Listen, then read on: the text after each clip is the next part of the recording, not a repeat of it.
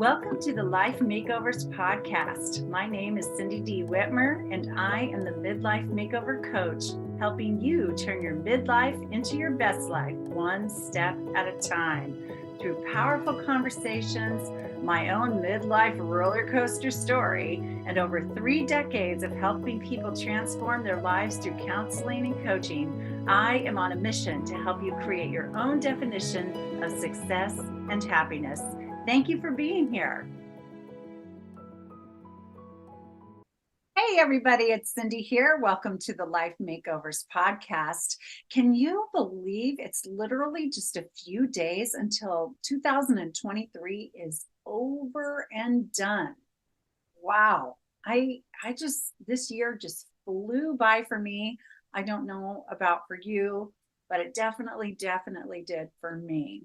But one of the things that I love to do at the end of every year is to really reflect and look back over the year and, just remember some of the highs and the lows and the personal wins and the professional wins and kind of go over some of the things that didn't go as well as I would have hoped, or surprises that happened that were curveballs in life, and just kind of go over it all again in my mind in a brief way to help end the year strong and set me up well for the next year. And so I thought I would share 4 R's to end your year strong. Okay.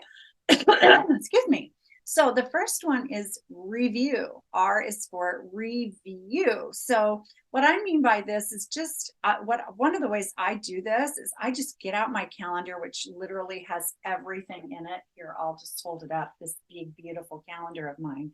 I'm a dinosaur. I have a digital calendar, but I love this thing. I write everything in there. Goals I have, plans I have, all my appointments professionally, all my appointments personally, all kinds of things, my to-do lists, everything.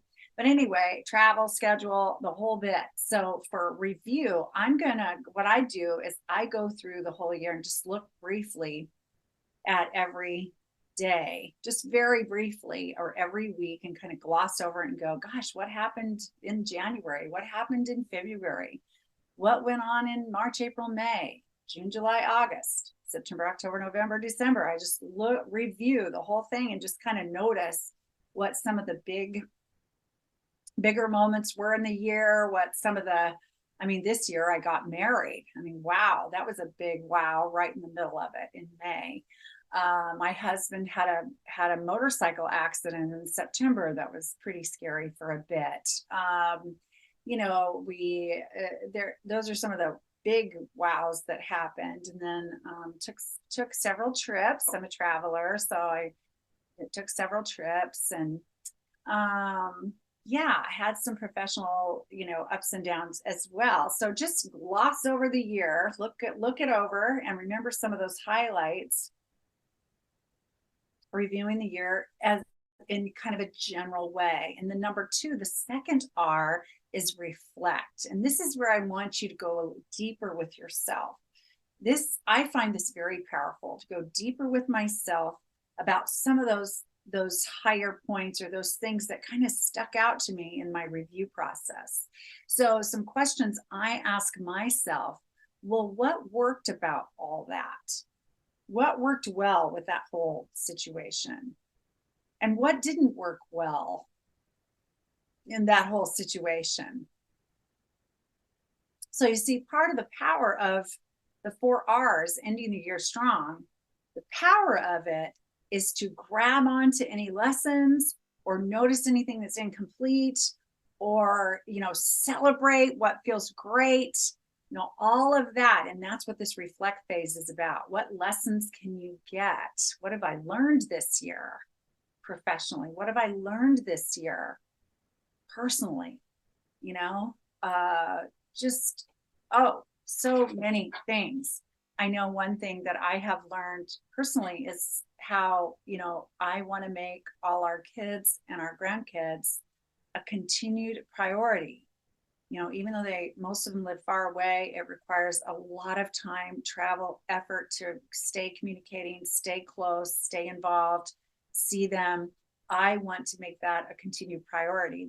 We did a lot of that. We've done a lot of that every year, but I just know I've learned more and more. That's more and more important to me all the time to keep that going. Um, it really worked well. We did a big declutter on our property, and that worked really well. I really appreciated that we did that. So I can tell it's important to me to keep purging material things that I don't need, want, or use or love anymore, to just keep doing that. So I've realized this in reflection.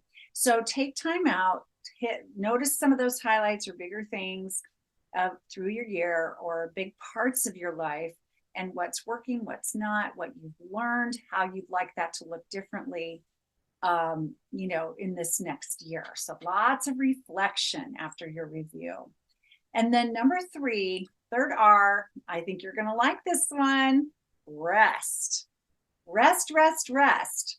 Like, one of the greatest ways we can end a year strong is to really give ourselves a break, if at all possible. So rest, and I don't mean just sleep. Sleep's wonderful, but also be restful in your life. Take time out, maybe do what we might call nothing, have pajama days, be low key, just be with yourself, be with maybe those in your closest circle or whatever, but do some things that you really enjoy, but be restful about it. Just often the holiday season, especially, can feel like a flurry of activity for a lot of people. And it doesn't need to be that way at all. We choose that sometimes, and that's okay if that's what you prefer. But I also really want you to think about just resting, unplugging a bit, chilling out, however you like to do that. And then number four, I want you to renew. Okay. Renew. So what do I mean by this? Again, with some of that quiet time, I hope that you'll take with yourself and maybe with others too. Have it be a renewing time to energize you. Do things that actually energize you in that quiet time, not just stuff that makes you feel like more of a slug or more of, like you're just a rock on your couch, but rather that feels energizing to rest and renew that way. Have some fun, put some energy in that rest time, and have some fun. Laughter is one of the best medicines on earth. So watch something funny or tell jokes or read something hilarious. Just delight in puppies and babies and things that clowns, whatever, things that are fun by nature, and make some memories in this time as a time of renewal. Make some new memories that you can just cherish, cherish, cherish forever in whatever way is appropriate and best for you and those around you. So and then I would love to see you after all this, as part of your renewal and the other work that you've done to end your year strong, to really approach the future with the tone of peace and excitement and curiosity, like feeling at peace in your life as it is. Even if you're planning on making some changes, that can be a very peaceful position for you, approaching, wanting to do things in a different way, but feel excitement for the future. Feel curious about what's coming and really delight in that mystery of what's ahead with things that you don't know right now or you're not sure of right now. So these are 4 R's to end the year really strong. So review this last year, some of the high points, the low points, things that really mattered to you, things that stick out for you. Then number 2, reflect on those in a deeper way. What worked? What didn't work? What have you learned? What are you taking from those experiences that can help you move forward in the future? What changes do you want to make based on what happened? What do you want to celebrate that you experienced? Number 3, rest. Take time out, chill out, just be and renew. Re-energize yourself in this renewal, this time of renewal for yourself, your loved ones. Make some memories, laugh, and approach your future with a feeling of peace and excitement. So, gosh, have a wonderful, blessed new year. Thank you so much for being a listener of the Life Makeovers podcast. I look forward to continuing to provide episodes in the new year. And I hope to get to know all of my listeners better. Please like, subscribe. Please share this podcast with people you might benefit from what we're doing. Please do all of those things. Write a review if you feel willing and are getting some value from this. All of those things will help my impact be greater, which is one of my goals, is to reach people who need what I have to offer and serve them. And a podcast is a free way to serve other people. It's a wonderful thing. So I hope you'll do that.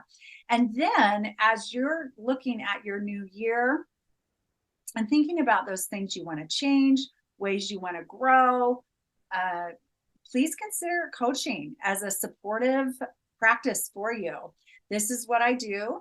I work privately and I have groups as well, a group coaching program as well. I've changed some things in how I do them and my price points and all kinds of things that I think will help serve people even better. So if you haven't had a conversation with me in a while about that, and you're still wondering about coaching options, and or if you've never had a conversation with me with coaching, please go to timewithcindy.com. Timewithcindy.com. That's my calendar.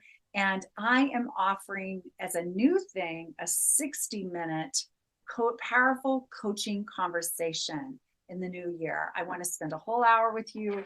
I want to do some actual coaching with you so you can experience the power of a coaching conversation, so you understand what it really means to work with a coach. And then from there, hopefully you'll receive, I know you'll receive some value for sure that you can just take with you into your life. And if you want more, then we can talk about what options are. But that's all free, that whole hour, timewithcindy.com. It's the best gift I feel like I can give you with the skill set that I have, is some real time to go a little deeper, for me to really understand your unique individual circumstances and provide you some support in that time together. So timewithcindy.com. Happy New Year. I can't wait to talk to you, and I will see you in the new year. Bye-bye. Thank you so much for listening to the Life Makeovers podcast. Please like, subscribe, and share this podcast with those that you think would also benefit from what we're doing here. And I will talk to you again soon.